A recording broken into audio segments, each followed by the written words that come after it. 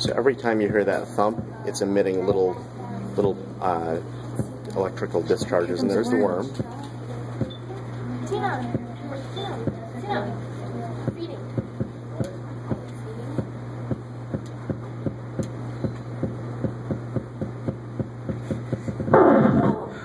That is so scary.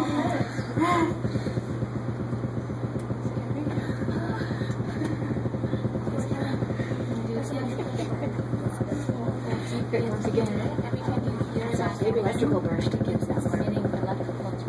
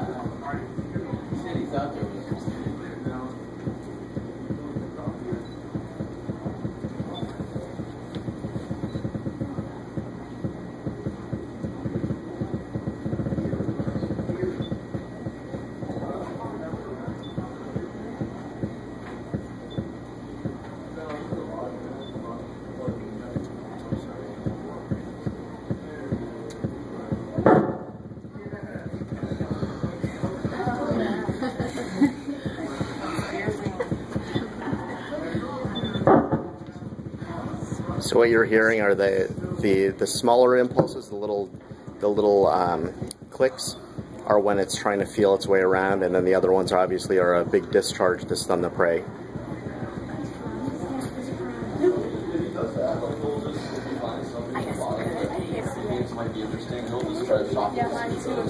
And this is CJ here. CJ, you have a big audience here. Do you want to tell them a little bit about what's going on? Oh, it's awesome. Oh, it's perfect. Everyone loved it. Yeah, he's definitely pretty loud. But we had to do a 500 watt amplifier on there to amplify that. Not like using a small one, thinking, oh, there's a lot of voltage. But CJ, go stand in front of your tank and tell people what you're doing. You're getting on Yammer today. Of course. Yeah, electric eel, pretty fascinating animal. He's obviously produces electric voltage. He's got 3 different electroreceptors, so he's those little kind of pops and clicks you hear. That's just him kind of think of it as like an electro sonar. So he's kind of hitting pops and clicks to see what will kind of come back, and most importantly, to find other animals. So there's a worm somewhere down here in those rocks, and he's looking for it. So he's going to try to figure out where it may be. And once he finds it, you'll hear that boom sound, and that's him emitting up to 700 volts for an adult, which it will definitely stun whatever there, and can even kill an adult ox. So a lot of voltage there. And yeah, he'll find it soon enough there. I think it's right over here. I see it. It's like a fish were after it for a while. Well, they'll get it. Trust me. They know to stay clear of the fish. But yeah, and so to do this, I literally just stuck some electrodes down into the actual tank, and then the signal is amplified with the audio amplifier, and it's fed over to speakers. So it's converting the actual pops and clicks into direct voltage into sound. So he might give up soon, but he usually throughout the day will kind of dig through the bottom. So when he finds that, some other visitors will probably have a nice little surprise. But yeah, definitely. I mean, not only is the electricity the cool thing about this animal, he's barely even what we would consider a fish. He can't breathe underwater like most fish can. He has to breathe on the surface. So you'll never find him in water deeper than 6 to 8 feet. He pretty much just lives in shallow, muddy, murky pools. And so that's why he needs that electrical voltage. His eyes are pretty much covered up by skin past, I guess you'd say, adolescent age for him. So once he does that, it's close. He knows it.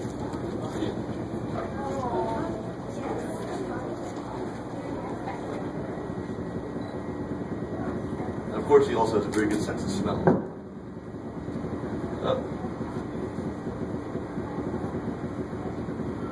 See, there's the air bubbles. He actually will breathe in and hold breath for a while. What is their average breath holding time? 20 minutes to a half hour, so it's not that long. I mean, we have turtles here that can hold their breath for days if they're not digesting anything. And we have the salamander down there, the hellbender, that does not have to come up for air, it just breathes through its skin.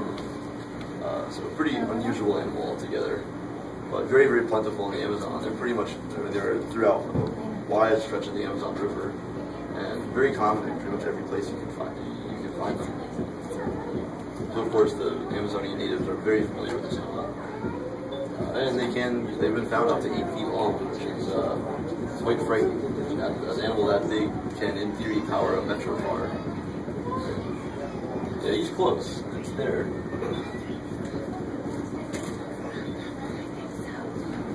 So of course, whenever I'm dealing with this tank, I actually have to use gloves, just because, I mean, it's the water does conduct electricity. I think it says in the panel here that one end of him is positive, one end is negative. So it's kind of like an electromagnet in a way. So you actually, in theory, you could see kind of arcs going around him, like of the actual voltage. So if my hand was really close to him, it would be very, very powerful. But if I'm on the other end of the tank, it'll be a little weaker. And for that reason, the other fish will kind of, they'll know if he's getting too close for them. And they usually are pretty good about keeping a distance, as you can see when you're watching him there. Look, looks like he lost that worm, but he'll find it eventually. He periodically will dig through these rocks, really mess with them.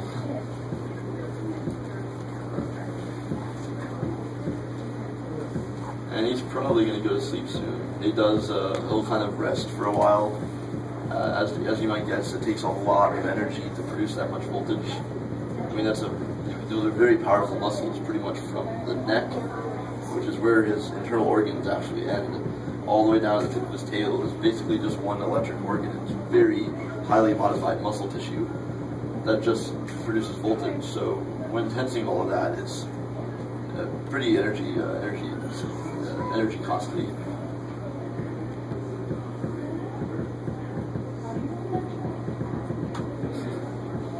Way off.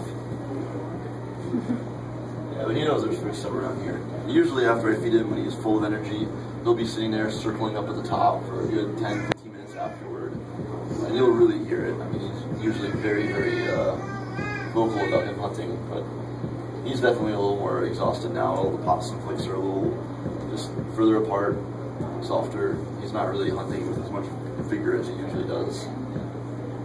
Probably because I just set this up and I've been experimenting with it a lot.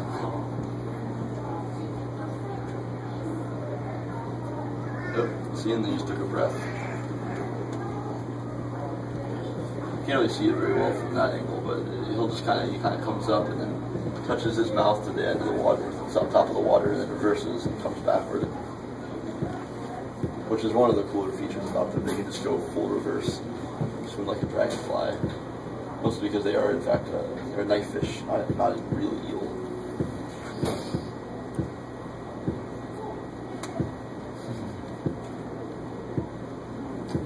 Question about the hellbender. In Missouri, they tell us that they're an indicator of water quality. Oh yeah, definitely.